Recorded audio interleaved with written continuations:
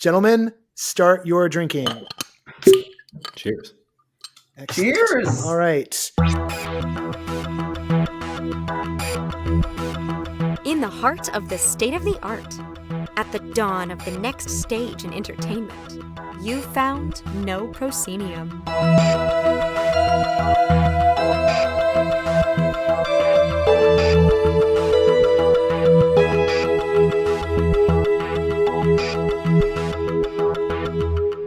Welcome to the Thanksgiving gift guide version of the NoPro podcast. I'm your host, Noah Nelson. I'm here with East Coast curator Blake Weil. Cheers, everyone. Happy holidays. and LA reviews editor. Kevin Gossett, fresh off a shot of bourbon. Nice. Blake, so we know what Kevin's drinking. Blake, what are you drinking tonight? Because I'm a pretentious jerk, I am drinking Pommeau de Normandie. It is, imagine like a cross between a cider and a port. Okay. So it's like a fortified cider that's been fortified with Armagnac. It is delicious. That does sound delicious. Sounds delicious. Sounds a little sweet and dry. I could be into it. It's perfect. I have a New Holland Brewing Company Dragon's Milk bourbon barrel aged stout. So each of us has something wildly different, as it should be. Cheers, gentlemen. Cheers. Cheers. Cheers. Thank you all for joining us for this special edition. What we're going to do, this is our gift guide and our Thanksgiving set. And we're going to go through some of the options that were published today. Probably today is when it comes out. I don't know what's coming out. I'm a little busy. With the NoPro 2021 holiday gift guide. And we're even going to have a little special segment in the middle of the show when we get to a certain point. You'll get to hear that. You'll probably already see it in the show notes. We're going to go visit Cantrip Candles. So just get ready for that. That's coming on a little bit later in the show. And now that I've said it, I actually have to do all the editing on that piece. So it's not been edited yet, but it has been recorded. I'm looking forward to it. Don't know how long it is. It'll be fun. Lots of good sounds. And we love our friends over at Cantrip Candles. We hastily put together an agenda before we began this recording. And Blake, the first item on the gift guide we're going to talk about is actually something you put on the gift guide. So tell us about it. Sure thing. So the first thing we're talking about today is Neurocracy, which is a far future cyberpunk ARG for one, in which you navigate an entire fictional wiki trying to piece together a murder mystery. It is perfect for fans of the genre, anyone who loved Neuromancer, anyone who really gets a lot of pleasure out of digging into the plot and the world of an ARG, and anyone who is good with details. This is the kind of transmedia story where you are going to need to look in the privacy policy, in page edits. It has so much fun with the Wikipedia format in how it does its world building. I was a huge fan of it when I played earlier this year. So this is one that I actually looked at like picking up. Can you walk through how I know it's in like episodes. Can you like explain how those episodes like function if you're buying this as a gift for someone, like what they can expect? Sure thing. So each episode is a different time point in the fictional world in the year 2049. The whole story proceeds across 10 days, and each episode is a snapshot of that day, where new articles have been uploaded, existing articles have potentially had revisions made, and the whole thing, especially if you decide to play it in real time, which I would strongly recommend, really feels like the ripples of information gathering as a major world event happens. In this case, it is the high-profile assassination of a major public figure. I won't spoil the details for those of you looking to pick it up, but overall, you've got kind of two mysteries going on. One is clearly, what is this assassination? What is the conspiracy behind it? And the second, and in my opinion, the slightly more compelling one, is what is this world you're in? Let's figure out the details. And so gameplay, as it would be, really is just flipping through Wikipedia, checking revisions, checking hyperlinks within it, and making sure to go through everything. Sometimes you will come across a super important bit of world building in the description of an AI-driven reality dating show and some of the problems people ran into with a perhaps less than ethical AI host. Things like that. It really is compelling. And when you've finished your day, you just click on to the next chapter, and you've got your updated version of the wiki waiting for you. Nice. Very, very nice. Well, sounds like, I mean, have you been through the whole thing at this point? Yes. About No how spoilers long? to anyone, but yes. Well, I was just going to ask, just how long, and maybe you answered this already, and I missed it. About how long does it take to get through Neurocracy? Depending on, like if you decide to just chug through it, like If is you this a few decided to hours? just- Is it like a few days? What are we looking at? If you decided to chug through it, you could comfortably do it in a couple of very intense marathon sessions and finish it in a couple days. But I would say that you're going to get the most bang for your buck. And it is at 15 pounds, I would say it's pretty reasonable. But you are going to get the most out of that if you are playing a little bit each night and playing in quote unquote real time. So playing about 30 to 45 minutes if you're a quick reader, hour and a half to 2 hours if you're a bit slower, each day, trying to just keep up with edits and new articles. Well, Blake, that sounds like it's going to be a lot of fun for people to do at home. And I know that's something that people are really still looking for in the year of our chaos 2021. Speaking of things people can do at home, the next thing we're going to talk about in the gift guide is actually being brought to us by, what's this? What's this? The sound of little feet coming in from somewhere else? Why someone else has joined the podcast? Hey everyone, it's Patrick McLean. Pitter patter, I'm coming to see. Shake that Christmas present under the tree. So what I get? Speaking of Christmas presents and pitter patter, I think there's a new Letterkenny coming, so that's good news. But that's neither here nor there. Patrick, what do you have in the gift guide? What did you put in here that we just told you need to talk about? Oh yeah, that thing. So I'm really excited to have the opportunity to talk about this, and this is something, Kevin, I would love for you to chime in, as you're the one who I believe who originally reviewed it. But I would love to recommend this holiday season, Welcome Home from Shine On Collective.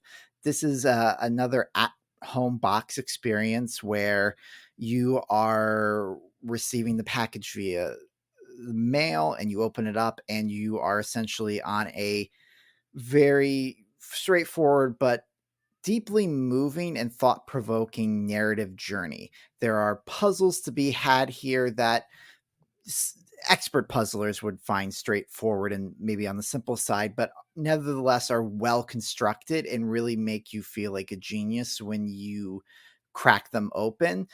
But it's the fact that what I really love about this box more so than anything else is that you go to Target right now, you can get a lot of these at-home box mysteries experiences right off the shelf. With Welcome Home, your box is being made on demand. So every time you place an order, that someone is going and gathering those materials and meticulously putting it together for your enjoyment. And I think that's just invaluable to a certain degree, that like knowing that like someone really took the time to put this together to ensure that I could go on this deeply moving and engaging experience is kind of what the holiday season is about, in that sense of like just a well-crafted, well-intentioned gift for everyone.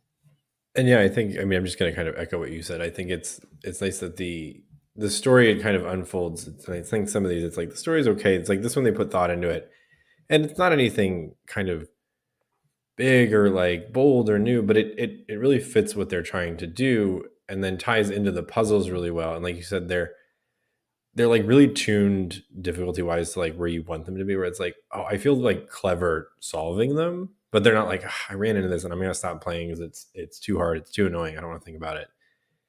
And then, yeah, it has that kind of handmade element, which is super cool. And there's some stuff in there where you do kind of realize that it's like, oh, this is handmade, and it makes for a really good experience. And I'm glad they're like shipping around the country now too, because when I did, it was only available to people in LA, and there was a food delivery thing, and the food was okay, but I think the shipping across the country and with small desserts is like the best version of this, and I'm glad that's kind of where it ended up, because it's something that more people should experience, and it's a great way for people to experience a local LA company's product kind of elsewhere, which is always cool too.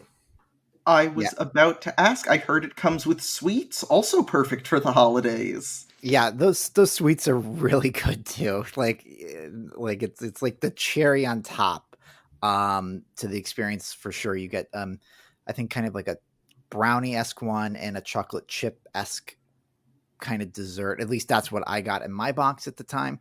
I was going to ask if you were being literal, if there was really a cherry dessert in there somewhere, but yeah, that's why I gotta clarify it there a alliterative. little bit. Yeah. I didn't get to do Welcome Home, but I did Spirits of Tillinghast, which was another box designed by that team that was might even still be available at the Roguelike, and that is just an LA area one. And if this winds up being something that you find intriguing or you like, it's also worth checking out Cafe Nordo's, I believe they call it room service, and it's their shipping setup. And Cafe Nordo, of course, is a dinner theater setup in Seattle, and they have gotten into the box business as well, and truly tasty desserts. So this is a really fun type of gift to look out and give to people, and these are some great examples of that exact form. This sounds like the most fun thing to just like curl up in front of a fire with like a friend or loved one and just do on a cold winter night. You have dessert, you have entertainment, you've got a story you're going to remember for a while. It sounds like a great time. Yeah. That's exactly what it is, because it takes about, I don't know, Patrick, like an hour and a half maybe or so. So it's like, yeah, if you really want to like take your time and like admire everything, and there's a little bit of world building. There's like you're moved into a house in the suburbs, so there's actually like a little bit of like deep diving you can do, and like can read over every little piece of documentation and found artifacts in there you can explore. But the main thrust of it is very short, very short, but to the point in a well done way. Fantastic. Kevin, speaking of things that you've done in the past, and things from the past, you're bringing something back this year to the mix. I am. It's not one we were like planning on bringing back, but it's because it's always relevant. Is Neil Stephenson's Snow Crash? It's a novel. It originated the term metaverse, which you might have heard is in the news lately with Facebook's rebrand. A lot of corporations out there trying to like create and launch their own separate metaversi. I don't know what the plural of metaverse is, because there really should only be the one. That's a whole separate topic. We can talk about that on a future podcast, I'm sure. Oh, we've talked about it in the past too, let me tell you. Yeah.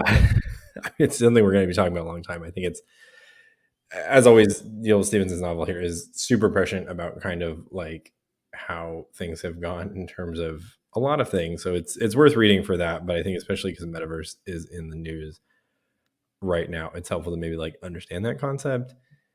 And then I think too, the other point I made when I wrote about it is that all of this is a satire of like kind of a corporate dystopian hellscape. And the people who are building these current metaverses have decided to take it literally and not as a satire. And then also they made it boring along the way to use in like corporate office jobs, which is truly, truly bizarre and deranged. I keep thinking of that fabulous tweet. Congratulations, we've invented the pain vortex from that classic novel. Don't invent the pain vortex. Yes, and that tweet is specifically, I believe, from William Gibson, who also coined the term cyberspace, which is what everyone was calling it before metaverse popped up. And I remember contemporaneously at the time, like when Snow Crash hit, it was big, and very, very, very successful. But also became a thing. Was like, oh, I guess, are we going to call cyberspace the metaverse now? And then people were like, oh no, but like cyberspace, you just like, is like this, but like metaverse is like that. And like metaverse, even at the time, felt a little more spatialized.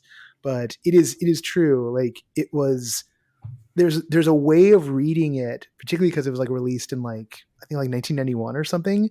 Like 92. this was a satire. Yeah, this was specifically a satire of like American consumer mall culture and what suburbanites thought were badass. And that it has become what it's become, it does sort of see that like there's a lack of an irony filter with like everybody in this country, right? That being said, there's definitely, I don't know, I feel like there's still a lot of lessons to be learned by exploring it, but it's way more of a cautionary tale. I think, as I always point out when anyone ever talks about Snow Crash, the Neil Stephenson book that we maybe should be emulating is The Diamond Age, which is the next book he wrote. It's all about one of the lead characters is a Ractor, an interactive actor, and it's all about this kind of magical book that is an educational tool, and sort of the idea, if Snow Crash is about what can go wrong when mimetic information gets dumped into a population unchecked, then Snow Crash is kind of about, hey, after it's all really messy, what happens when you can't stop the democratization of knowledge? And that's one interpretation of it. That's one through line. But in so many ways, it's a much more hopeful book than Snow Crash is. So, and if you're going to do one, do both. Let's just hope that if we end up in a sci-fi dystopia, it's not the Snow Crash one, and we end up in Cory Doctorow's Down and Out in the Magic Kingdom. Equally horrifying, but at least we get to be wealthy and immortal in that one. Yes.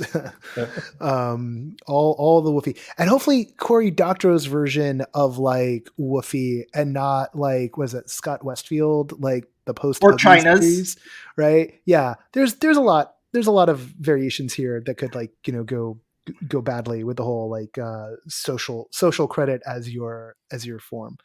We're gonna stay in Bookland here for a second, and we're gonna pivot over to what's maybe the one thing that is giving me unabashed joy in life, and that is the High Republic publishing initiative coming out of Lucasfilm, and thus coming out of Disney. This is a new era of storytelling for Star Wars. It is being tied in lightly to the Galactic Star Cruiser, so that's sort of where our crossover point is. It also shows up a little bit in Tales from the Galaxy's Edge, but the bulk of the stories here are being told in a series of novels and comic books that are aimed at various levels of readers. To get the full effect, yes, you got to do what I do, and that's like consume all of the story, which I have not done that with anything in a very long time. It has literally been since the early days of the original Star Wars Expanded Universe back in the early to mid 90s since I've tried to follow everything that was published in a fictional line. I'm doing that right now with High Republic. I'm sure either my wallet will dry up. I mean, it kind of has already. I probably shouldn't be doing this. Or that they'll just try to make too many publications. And so like, I'll just be like, I can't keep up anymore. That being said, you don't have to be like me, but if you want to get a taste of what this rather compelling vision of, hey, what was the Jedi Order like when things were good and kind of at the height of their powers? And, was it all like, porgs and pumpkin pies, or was there, some morally questionable stances taking place and all that kind of fun stuff? Then the two to really do are Charles Sewell's Light of the Jedi, which is the novel that kicks off the cycle, and then following that up with The Rising Storm by Kevin Scott, which is, I will easily say, the best sequel to a Star Wars story since Empire Strikes Back.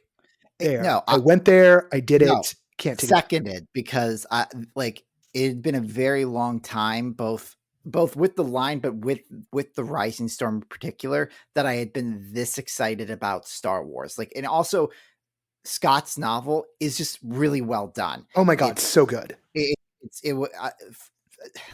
Not to put down all of the other possibly great Star Wars books out there that have come and gone, but wow, what just great storytelling. What a expertly crafted novel that was super engaging. It stands really high up there. And look, I've loved me some Star Wars novels in the day. I love the original Thrawn trilogy. I love Delilah Dawson's Phasma in particular, which is one of the reasons why I was so disappointed with a certain movie. Was because she really made me love a character, and then that movie was whatever, this is just a gag, and so felt deeply betrayed by everything being set up in a very, very good novel. We did get Cardinal out of it, though, who goes on to have a very great story with the Black Spire book that does tie into Batu at Galaxy's Edge. So it's everything out. Yeah, it does pan out. Everything's connected. That being said, just on the level of, if you want a template for what an X-Men style team book for Star Wars would feel like, it's very much The Rising Storm. And he just manages this large cast of characters coming and going, and you never feel like you're spending too much time with anybody, and you get some depth. And the characters are fascinating. And the characters, they're not squeaky clean.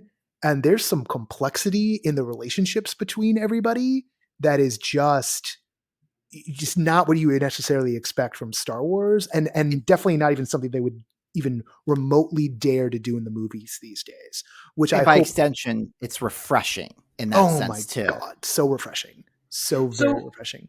As someone who has just seen the movies, would you say that which of these books would you say is maybe the best jumping on point for someone who hasn't really dipped toes into the extended You just go into universe? Light of the Jedi, because this is set 300 years before the movies.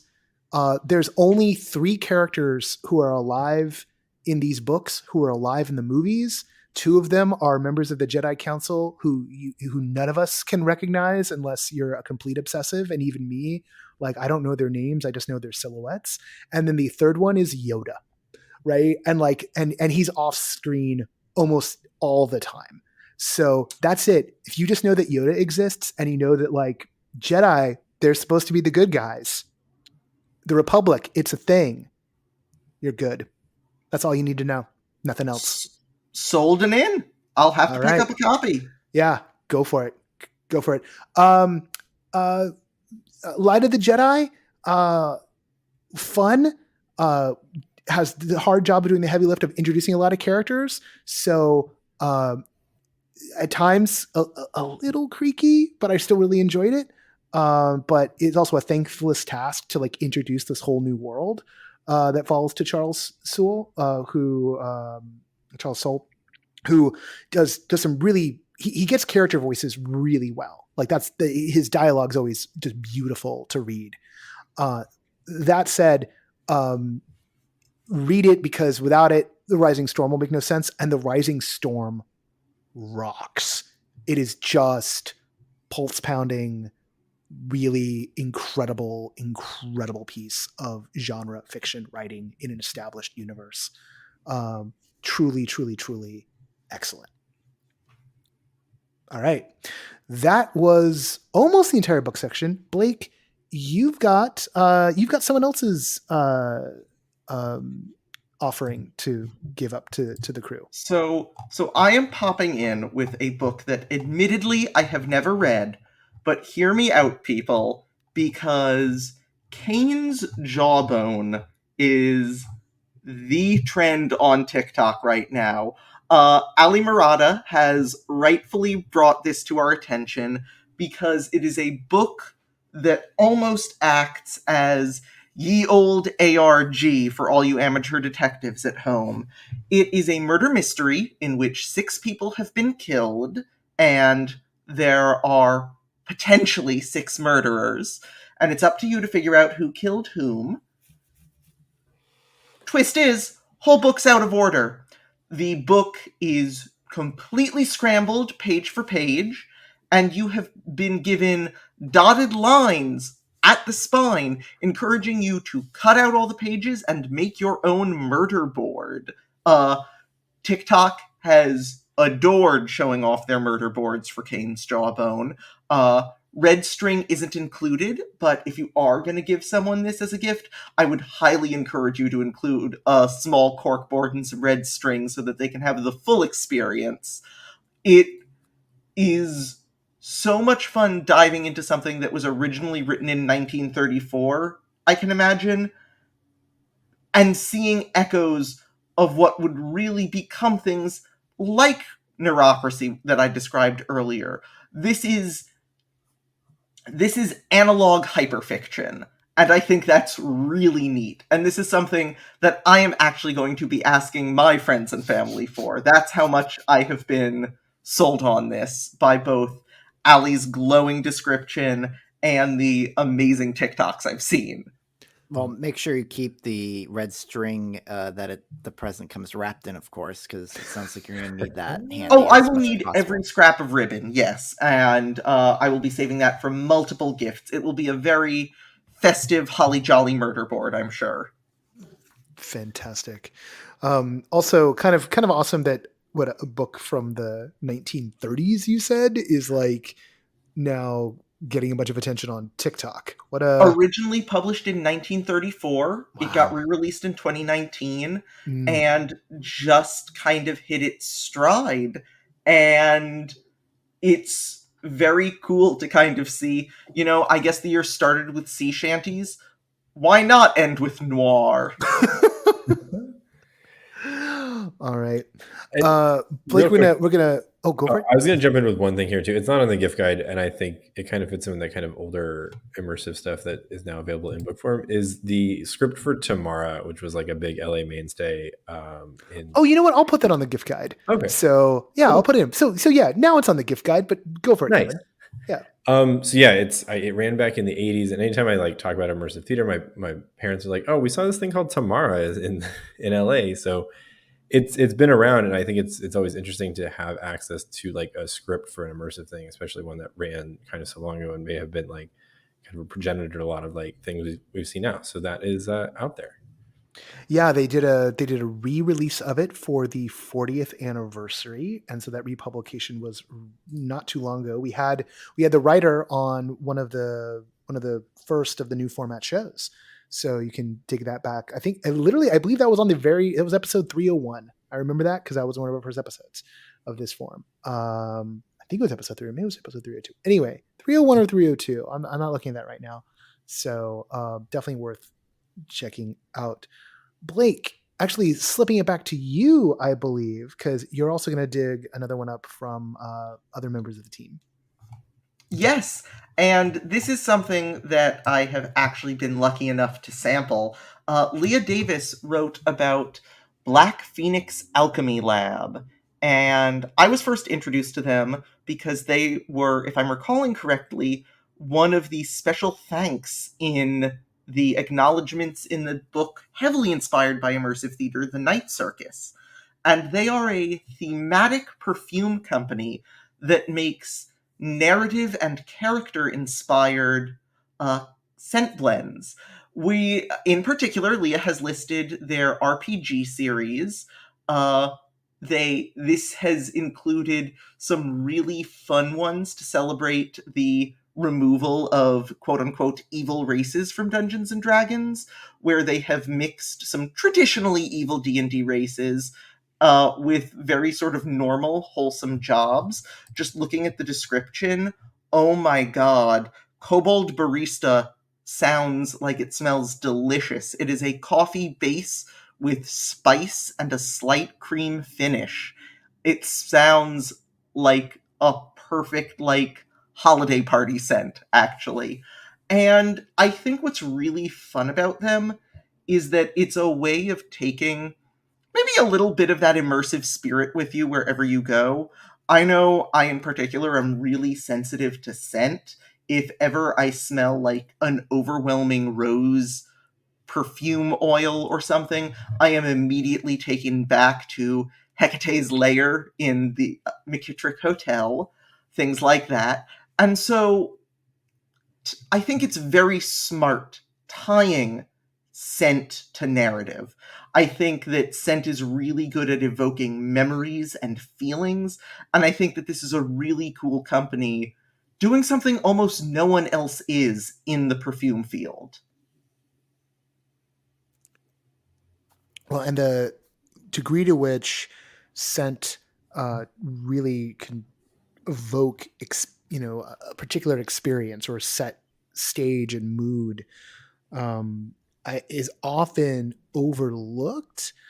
One, because kind of the mechanics of it are a little bit more than most people know or have the desire to kind of dig into. But that also makes it almost like mysterious and magical, almost like a little spell. Another word for a spell is a cantrip, and Cantrip Candles, who we've reviewed their shows, or they've done a show with Walk the Night in the past.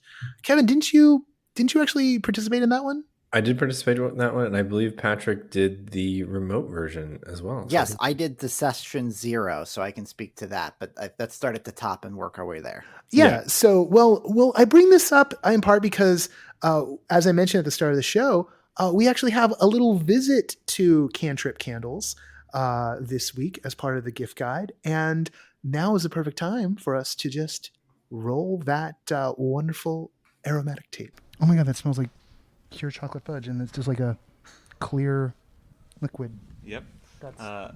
The chocolate is one of the elements of our coffee shop scent, and it really balances it out, but it's a rich chocolate smell. I like it a lot. That's the voice of master candle maker Christoff Visscher, and I'm the owner of Cantrip Candles.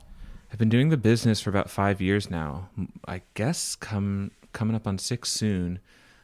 It started in my apartment as a hobby, and as many businesses do, they kind of grew, and now we have a storefront, and we've had the storefront now for 1 year. September 1st was our 1-year anniversary. Cantrip Candles is a block and a half east of Western on Santa Monica Boulevard in the East Hollywood neighborhood of Los Angeles. Step inside the storefront and you'll see that it looks kind of like a living room. I mean, there's a couch in here, there's a big red carpet. I wanted it to be a space that is homey and comfortable because that's where you play games most of the time, in your living room or in your dining room. What exactly do candles and games have to do with each other? Well, here, just about everything. Are those metal? Metal dice in each one of our 16-ounce glass candles, so you get a little parting gift at the end of your candle. The candles that Christoff and his team make aren't just designed to smell good. Most of them do that. But they're designed to evoke a sense of place. We first met Christoff as part of an immersive experience called Tales by Candlelight he produced along with Walk the Night.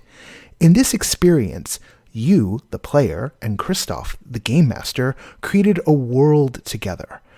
And, most importantly, how that world smelled, which was delivered, after a while, to you in the form of a candle.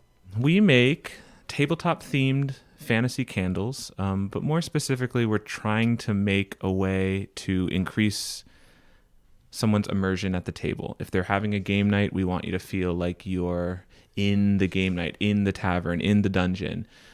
If you're just relaxing, we want you to be able to sniff the air and feel like you're in a library. So yes, we make candles that are fantasy themed, but what we're really striving for is to enhance immersion. This path to enhancing immersion, as Christoff puts it, is rooted in the idea that smell is a powerful way to evoke a sense of place, of presence, whether that's a coffee shop or a library, deep in a forest or out in a bog. I wondered, how did they go about creating the sense? Was it a matter of having a vision they were trying to match, or was there a little more playful alchemy involved? For me, it's either we're starting with a destination we want to make a swampland smell, and then we chase that destination down. We'll look through our library of scents, we'll search the internet, and we'll find as many things that will fit into this goal as we can. But a lot of the times, we'll just kind of play around. Oh, what does this smell like? Oh, that smells cool. Well, what does it smell like if we add this in? Oh, I don't know. And then you mix it. Oh, that smells terrible, or that smells great. We land on something that smells phenomenal. It makes our pupils dilate. It makes us smile. It makes us react. And then it becomes, okay, well, what are we smelling? And then it becomes pairing a name and a theme to the scent as opposed to vice versa. Both are fun and both are part of the process. And it's hard to tell which process is going to be used to determine which scent because it really is touch and go. Christoff didn't set out in life intending to be a candle maker, and definitely not a candle maker who made candles for role-playing games. I mean, that wasn't even a thing all that long ago. But like so many people in the immersive world, when you look back, it all kind of fits together. I wanted to be an actor. I studied theater in college, and I moved out to LA to be an actor. I supported myself with some modeling gigs and a lot of food service, retail jobs, part-time jobs, things like that. And it's funny because all of that kind of culminated into what we try to do here at Cantrip. Like, it's very theatrical here. You walk into the storefront and it looks like a set almost. And atmosphere, feelings are all very important in the process of making these candles. So I like to think that my retail background and my theater background and a little bit of my chemistry studies all kind of played into this. But I didn't know it was happening at the time. I was just kind of like, what am I doing with my life? Hot wax coming through. It's kind of like a brewery. If you imagine when you go to where they make beer, they make it in the back and you can see them making it, but then they have a front area where you can kind of taste what they make or buy the beers that they make. And we do the same thing with candles. So the combination of the Blackhound Tavern sign plus the living room vibe plus the whole production in the background, yeah, it's got a living room tavern vibe. That vibe reflects a larger vibe in the culture as a whole. There's been a massive resurgence of role-playing games thanks to the phenomenon of live plays on Twitch. This has been spearheaded by shows like Critical Role, which here in LA you can see billboards for all around town. Now, more than ever, being a tabletop gamer, being a role player, is a lifestyle as much as it is a hobby. I wanted to know, is there a big crossover between the kinds of folks in our world, the immersive, and the folks in this growing lifestyle scene? I think so. I still think that I find that people who love immersive productions have this bravery to them. They love just going in blind. They don't necessarily read the write-up. They just want to experience it and have their minds blown. But I don't know if that always carries over to gaming because there seems to be this, not like a gatekeeper mentality, but I do think I've heard from a lot of friends of mine that don't play Dungeons and Dragons, for example, that they're like, I'm just a little intimidating about joining a group. I've never really played at a table like that before. So it's funny that they can have this mentality of super bravery towards experiencing something on their own or with a partners or their friend group. But then when it becomes like stepping into another foreign body, which is the world of gaming, there's a little bit more of a hesitance. I can't explain what that is. I guess there's more rules to a game than there would be to experiencing a theater production. But I wish that more immersive people would like just try it out because at the end of the day, gaming is just another style of immersion. What about the reverse? The folks at the table. Oh, yeah. The reverse, yeah, all the gamers are down to go to an immersive show. I think that's the cool thing about immersive theater, though, or immersive productions. People just like to see something happen around them, and to be the center of that production is awesome.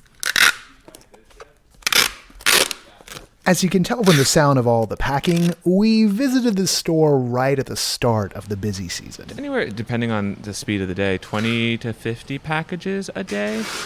And then within that, there could be 1 to 4 candles, so somewhere in between there. But it really does depend on what season you're in. And so right now we're heading into Christmas, and it's like ramping up. So ask me that question in 3 weeks, and I'll probably give you a very different number.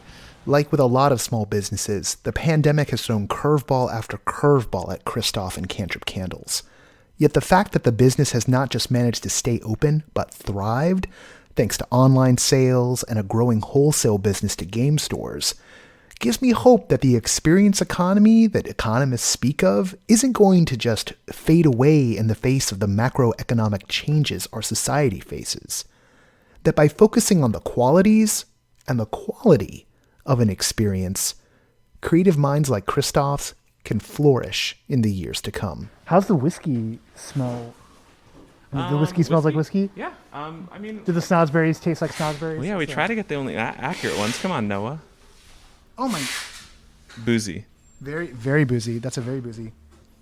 I mean, whoa. Probably, That is a high alcohol content. yeah, whiskey right probably there. twice as flammable as real whiskey because it's an oil. Yeah. Oh my goodness. That is wild. Here's one more that you might enjoy. Once again, I want to thank the team down at Cantrip Candles, especially Christoff, for letting us come through and talk to them while they were busy working. Patrick, as you mentioned, you have done Tales by Candlelight Session 0, which is still available for folks. Maybe spend a minute or two just talking about your experience doing that. Yeah, and this was an experience that I kind of did on a whim back at the end of oh my god, 2020. Like I was like, is that really that recent ago? And it was. So I had the opportunity to do this, and I signed up. And what happens is you get mailed a box. And let me say that it's just not a box, guys. It's a hand carved wood box that has at least 12, if not more, of the scented candles that they make with Walk the Night and with Cantrip Tales candles, and they're all uniquely designed and they're numbered. They don't have any labels quite yet, because what happens is that you get on the session with the game master, and together, using prompt cards that are provided in the box and the candles, and then just the own creativity between you and your storyteller, you begin to create a narrative with these like simple everyday like elements, right? Just like words and candles and lights and smell.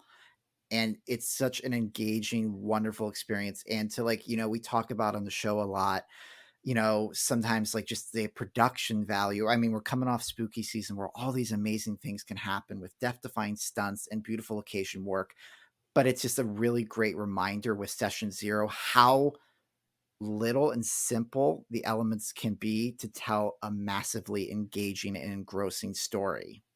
And I think that also speaks to, I know we're not really talking about the in-person version, but it speaks to what they did there too, which it was like you and I had Christoff telling my story in a room with some sense. And it was, like you said, it was super simple, but it was a really magical experience. Partially because it's so well thought out, but also Christoff was like a really good DM for that session. And like, that's not normally my type of thing, but it worked so well. It was just like one of those great experiences. Yeah, the devil's really in the details here. And it's, the candles themselves, as I'm sure we got into in the piece, are mostly meant to set the mood for role-playing games. And yet, as simple as that is, it really does open up all kinds of possibilities. And I think that people can really be thinking about design in different ways. And we've had a lot of scent-based experiences. Obviously we're just talking about Black Phoenix Alchemy Labs, how we got into this bit. There was also, Blake, I know you did it. I was just pulling up This Yearning, the fabulous This Great Plague, and we're all really looking forward to future projects by This Yearning. Yeah, that was one of the ones I think we put into that was one of our best of 2020. Yeah, that was a mind-blowing experience that worked on scent and audio alone. And I still remember on that session, it was like when the case was made that it should be one of the best of 2020, and then like the entire editorial staff then went and just bought them out. And so we were like, so we've got some good news and some bad news. The good news is we picked the best of. The bad news is we bought them all. And like, yeah, you sold the hell out of that show, because I think everybody did go and buy it, or like, yeah. And it was worth the hype. Like, it was a really great experience. And once again, in that, just this topic of simplicity, just like water and flower petals and other things of the earth, and with just music and a little bit of imagery, you can be whisked away to a time and really feel like, oh my God, this is what they were doing during the Great Plague. And the symmetry between what we were all going through at the height at that time was palpable. All right. Staying in the physical objects delivered or picked up or brought to you. Next up on the list, and I honestly can't remember who was going to talk about this because in the initial session we realized that none of us had played it, but maybe Patrick, you have played it. We were just going to talk about Catherine's recommendation of Box 1. Yes, I have played this. Kevin, did you All ever right. play your copy, or are you still just staring at sitting it? there waiting to be played. I think Blake is in a similar boat. I'm halfway through. Oh, I still need to get to Target. You know, Okay. I'm even worse. Yeah. Blake's is there. It's like a little note, like he's But it's in reserved the very copy, and it's just sitting there under lock Stages and of key for him. progression here. Yeah, so I can definitely speak to this. And it's an older experience. We won't get into it, but like, it's such a, it really does live up to the hype that this is something that you can really do for yourself. We talked about this recently on a review crew where Anthony was on, and he had done an experience where, it was a longer experience, a little more engaging, but it was up to 5 hours. But I've done similar to these boxes where sometimes like 5 hours, it's just because you're the only person. Maybe you don't want to take a hint. It's not designed for only one person because not everyone has equal skill sets or an equal way of thinking to solve puzzles or explore and think of things in different ways. So Box 1, I think its greatest strength is twofold. One, it's the quality of the contents. Like it's, there's some really well-made, well-designed things that really have thought it out and have weight to it. And then additionally, it really is for someone. I think there's a narrative that secretly emerges in this game that really invites you in. Because, sometimes with a lot of these at-home box experience, it's like you got to like pretend you're part of a secret society of detectives who conveniently get things to solve crimes for some bizarre reason. But there's a really organic way that Box 1 draws you in closer, in that kind of a little bit ARG element to it, where the world around you begins to change as you believe you have received a unique copy of this box that is going to take you on a grand adventure. Any questions? Nope, I'm sold. I was sold since last year, and I just kept convincing myself, oh, I'll wait till I'm back home for the holidays with family to play it with. And you know what? I think I know what I'm bringing home a copy of. Yeah, Right. and we talk about a little bit, like, and that's what I guess maybe for better or worse, like with it's available at Target. Like generally, I think it's now available. You can order it online. So if you don't live near Target or that's not an option, it seems like you can get it somehow. But I think that accessibility as a entry point into thinking about storytelling beyond going to see a Shakespeare play or other kind of like traditional live entertainment is a golden opportunity for all the things that we do. I love that your first go-to for storytelling wasn't, a movie or a book. It was going to live Shakespeare. Stay classy, Patrick. Well, I mean, what's the name of this organization again? What are we talking about? Exactly. Two more notes on this piece. One, Theory 11, who manufacture it, and I think what we didn't mention is that Neil Patrick Harris is one of the producers of this, one of the central characters in the whole thing, and a co-designer. I heard him speak at Recon, and definitely like he's instrumental in it. He's put a lot of effort into this. It's definitely not a vanity project for him. No. Well, and I mean Neil, I was gonna say to his credit, like Neil's been like a practicing magician since he was like a teenager. So this whole idea of like illusion and fakery and trickery and puzzles, like this has long been an obsession of his. So makes a lot of sense that this gets produced. But the thing I don't think we've mentioned at all in this is that yes, it's just for one person, but that does not end its usefulness. The whole thing is very elegantly designed to be repackaged and handed off to a friend. So Blake, you can get this, play it yourself, hand it off to a family member, and it can bounce around a family group, a friend group. Everyone can experience this. Like at a certain point, you run out of like the consumables that are in it. But I think it could be played like 30 times before that happens. Oh, wow. Yeah. Well, because the consumables are like a Yahtzee style pad, right? So at a certain point, you could just put regular paper in there, but you'd run out of, the fancy paper, right? Remember the pen runs out of ink, like there's a couple of things but other than those two things, you can probably play it forever. So, yeah. Pretty good value.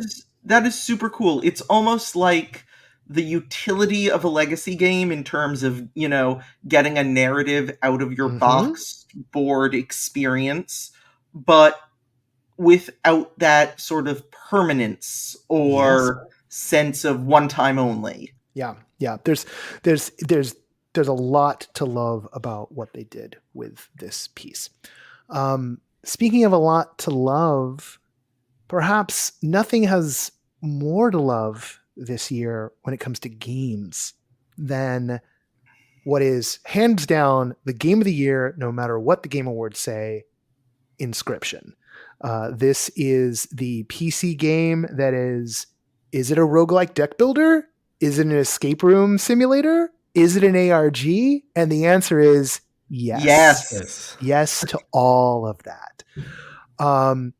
Kevin, you had not played it yet when last we talked, and now you have made it one of your choices for the gift guide. So let's let you wax poetic here a little bit. Yeah. So whose computer did you borrow?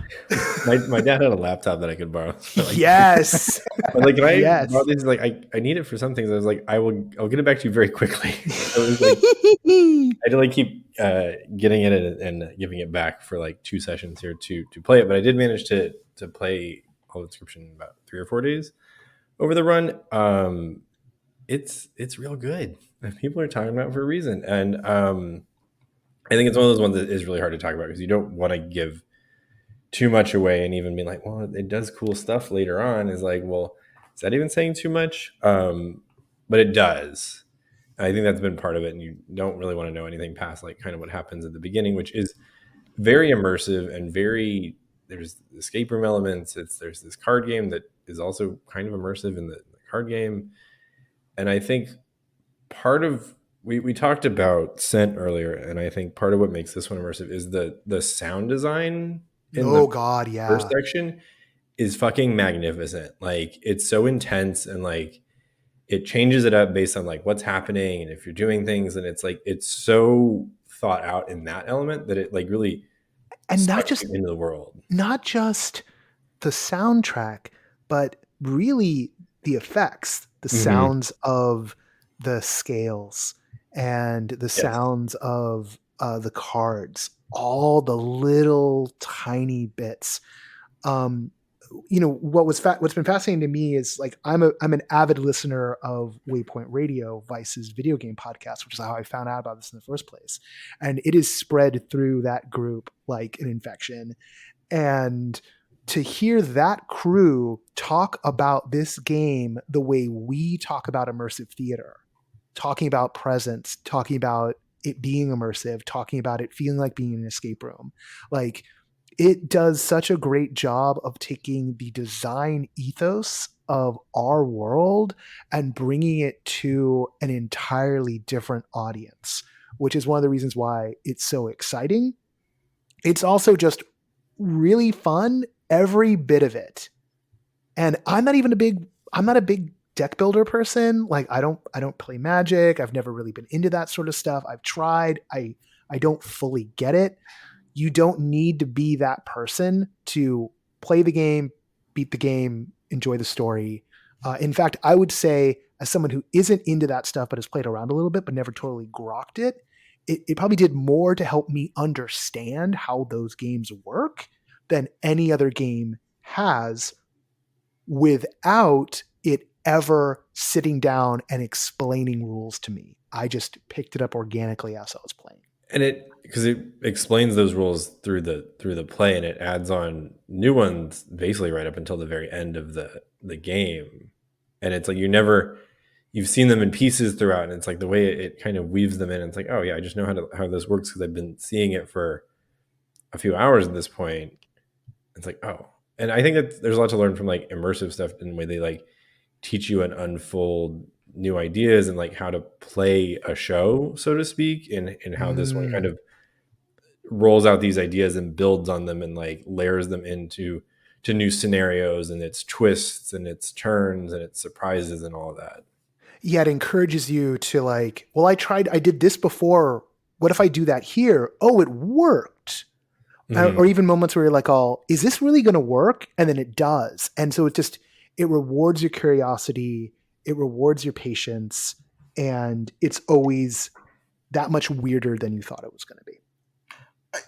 You know, there's also just kind of the elephant in the room, which is this is the most legitimately haunted feeling game of 2021. This game is so deliciously creepy. It's the kind of thing where, you know, you can almost in the back of your mind feel it breathing even after you shut it off. There is something so stickily eerie about the whole thing that is just mouth-watering. Yeah, it's a banger. And if you have, the sad thing is you do need to have access to a Windows machine. I don't think it has to be that robust of one because it's not like this is like really pushing the graphical fidelity, right? Like I kind of feel like if your machine can play like the Doom from like 4 years ago, it can play this, right? Like pretty handily, should be able to. That being said, it isn't on any other platforms at the moment. And when it does say reach the Mac, if it ever gets there, if it reaches, you know, the Switch or any of that stuff, or somehow miraculously hits Game Pass and is play anywhere, thanks to cloud gaming, which probably belongs in the gift guide as well, as a way to like ruin your life, but in a great way. You should play this. You should totally play this. If you're super squeamish, not like mildly squeamish, I can be mildly squeamish. There's some body horror stuff in this that you might want to avoid. But if that's not a worry for you, go for it. And then I think the one last thing is I think a lot of people talk about like how well it does these things. But I also called it out in the write-up for this, is that I think it sticks the landing in a really interesting way. Yeah. That is like, is this going to work? And then the way it brings everything together is like, oh, okay. This guy knows what he's doing. Like it's the story it tells like wraps up in a really kind of complete way that I feel like it seems like it might not because it's throwing all this stuff at you and these kind of different things. And it does work. Yeah. It's a singular feat. Blake, you're back up to share another thing from our guide of gifts from one of the other writers. Yes, I am. This is something that, as someone who hasn't been able to get out to Area 15, I have been so jealous of all my friends who I have seen with this. This is the adorable, the huggable, the just absolutely wonderful Daikon Pal plush. Leah Davis had to bring this to our attention for the gift guide, and frankly, for all of the fans of the I Can't Believe It's Not Butter parody spray, I think that this is the standout Omega Mart item. It is an adorable, incredibly, like, ugly cute, cuddly daikon radish with its long roots as sort of sassy, posable legs, and its greens as floppy little hair. Now, this is not a cute daikon radish. It doesn't have eyes. It hasn't been given a big grinning mouth. No, it's just a huggable, vaguely anthropomorphized daikon radish. And if you are just looking for something neat and immersive adjacent as a cute little trinket or add-on, or just a really unique item for the plush collector in your life, this cannot be beat. There is something just so... you've heard of cute, and you've heard of ugly cute. This is uncanny cute. There is something so bizarro cute about this that I just love. I have seen it with my own eyes. It is truly bizarro cute. That's a great reference. When I looked at it, the first thing that I thought of was the Mandragora root from the classic manga and anime Berserk.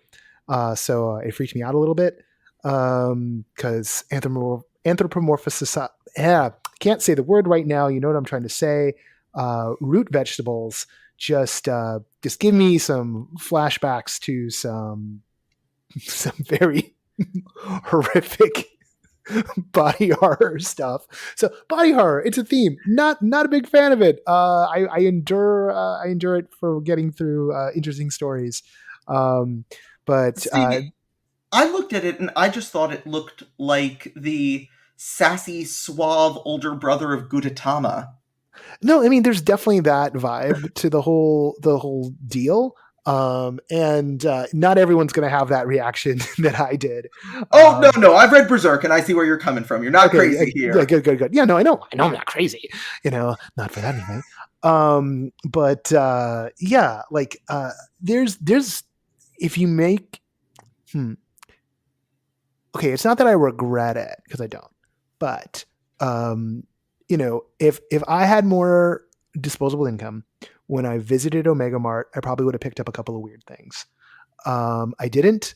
I also have nowhere to put more weird things because I have a lot of weird things as is.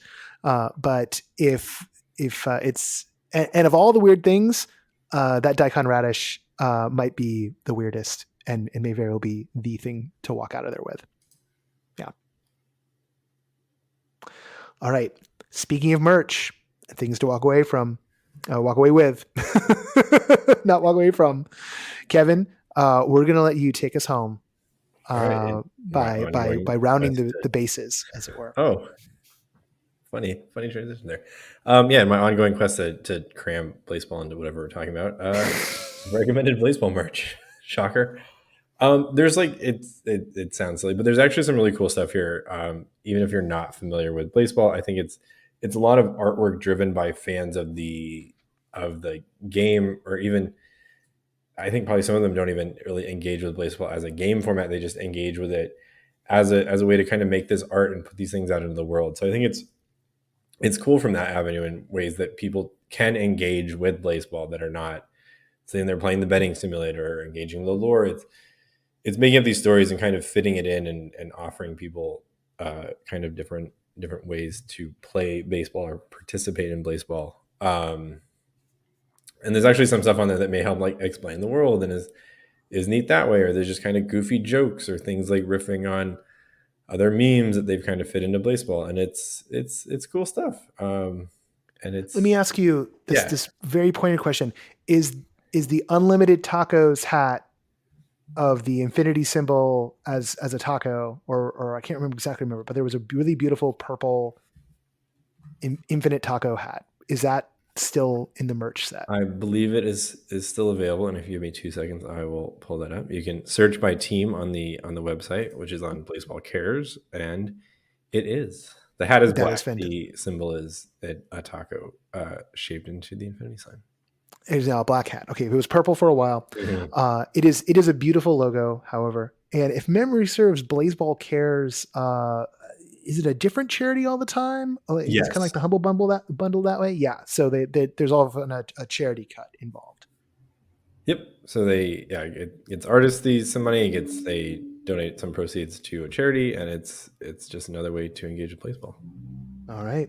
Well, and then just on that note, because I'm looking at, they also, I really think what's cool, and I always appreciate you pointing this out, Kevin, to give baseball credit, is that I'm looking at like a lot of the like collector cards, mm-hmm. and there's 55, it seems, in these different packs where it's fan artwork that's being displayed. So I think that's just a really great way of you know, building in the community and celebrating and doing awesome things that are for everybody, that everyone can enjoy. So like, if you're not a person who wants a hat or things like that or whatever, you get these cool cards and stuff. But I really think I just really appreciate, and I'm always attracted to this idea of how engaged the Blazeball creators and people are with their fans and really uplift when the fans do cool stuff. Yes. And there's also like you can create your own like Lego minifigure along the like kind of more unusual merchandise that's not just like hats and shirts and stuff. So there's some unique stuff on here. All right. That brings us to the end of our 2021 gift guide special. Thank you to everyone on the team who added into the gift guide and those who couldn't be here. Blake, I want to thank you for reading from the grand book of gifts, as it were. Anytime. It's been an absolute delight. Patrick, I want to thank you both for jumping in at the perfect moment, right when we were getting to what would have been your segment, and then became your segment, and also for holding down the fort on the Now Playings pretty much all year long. And we're transitioning soon over just having those everything immersive, and you're jumping into that. So, Patrick, thank you for all that. Of course, I will admit it's I do it because then I get to stay on top and know about all sorts of cool things that are coming in right off the press releases and stuff. So happy to do it. There you go. That's also, if you're someone who wants to know what's going on, there's some room on the team for other obsessives like that. So I'm winking at the camera that doesn't work anymore. And then Kevin, I want to thank you for being here for the long haul and for helping us hold down the fort on and leading the way on the review crew each week. Thank you. Yeah, I think review crew's been a great thing. Thankful for it over the last year and a half, how long have we been doing it, and just chatting with people about immersive regularly. It's great. It makes the year go by a little bit faster, and it's nice to connect with people all over the country. All right.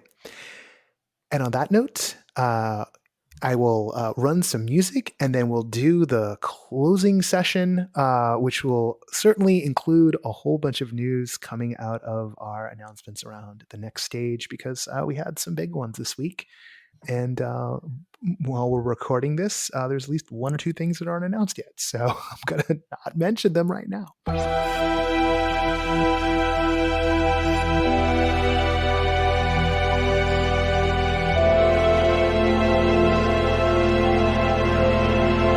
And indeed, that just about does it for this episode, our gift guide episode, our Thanksgiving episode. I want to give a quick shout out to our latest Patreon backer, David Schulman. As you know, we fund this whole thing based on Patreon. My lavish lifestyle of sharing an apartment in Los Angeles is funded by the generous folks who make this all possible. That includes our sustaining backers, Ari Herstand, Brittany, Deborah Robinson, Elaine, Jay Bushman, Jerome Joseph Gentis, David Bassick, Lonnie Hanson, Paul Farnell, Mark Baltazar, Samuel Mustry, Sidney Guillory, and Jan Budman. I know I'm not going to get to see all of you at the next stage, which is coming up in January. Oh, it's so close. It's freaking me out. It's freaking me out because I have to write some very large checks and I'm scared. I don't like writing large checks. I did not grow up with money, and it's a very weird thing to do. But I'm just going to get my best. I'm going to summon the soul of Ralph Wiggum while I'm writing the check to the hotel and just say, I'm a businessman, and sign my name. So there we go on that. We had some, as I mentioned, we did some big announcements this week. We added a whole bunch of the creative leads over at Meow Wolf coming in to talk about Convergence Station. Folks who are out of their narrative program and out of their performing program. So they're going to be there I shouldn't say what day yet. I know what day they're going to be there, but we haven't announced the full schedule yet. That being said, they will be there. That'll be one of the sessions we're running.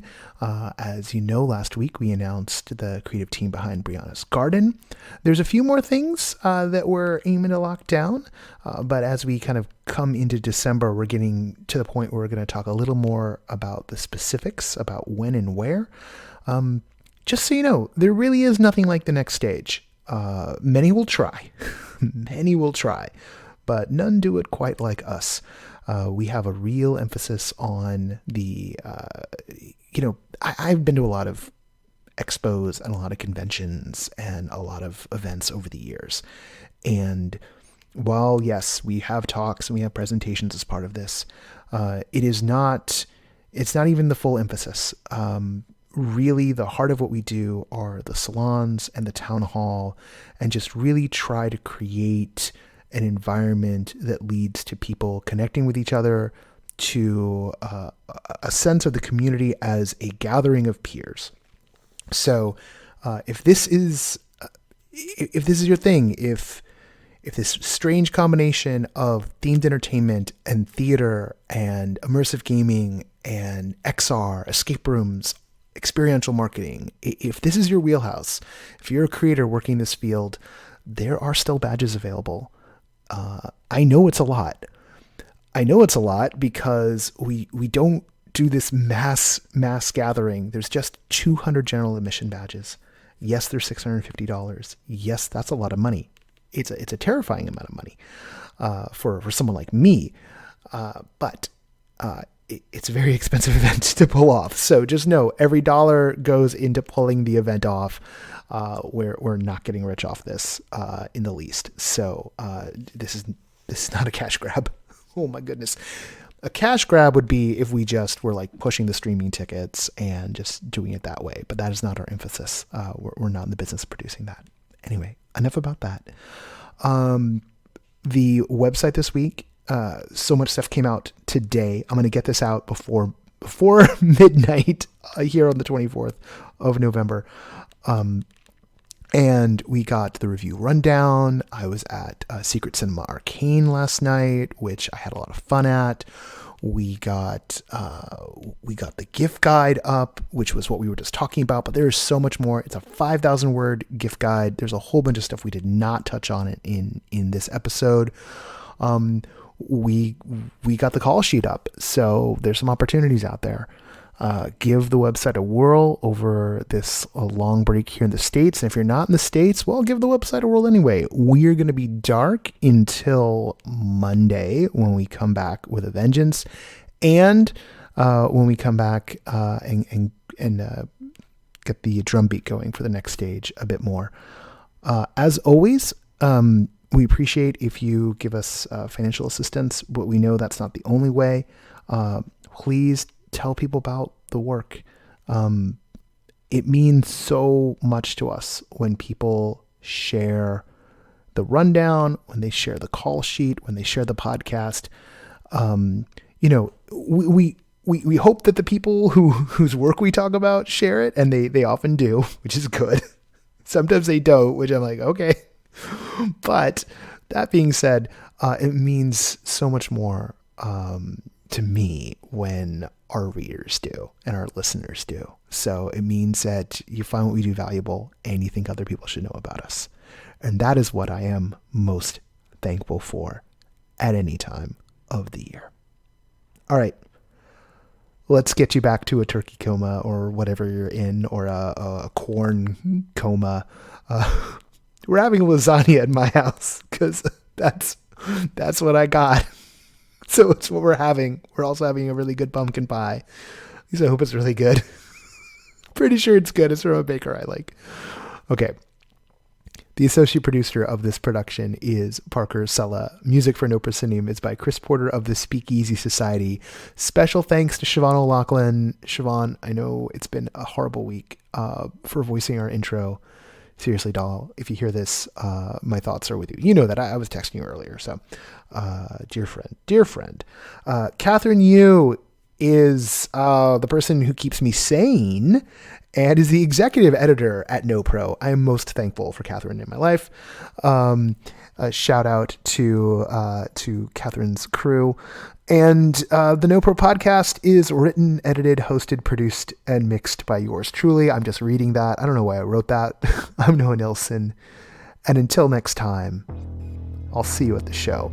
Oh, Baby Yoda is in the Macy's parade. I'm so excited. Please send me pictures.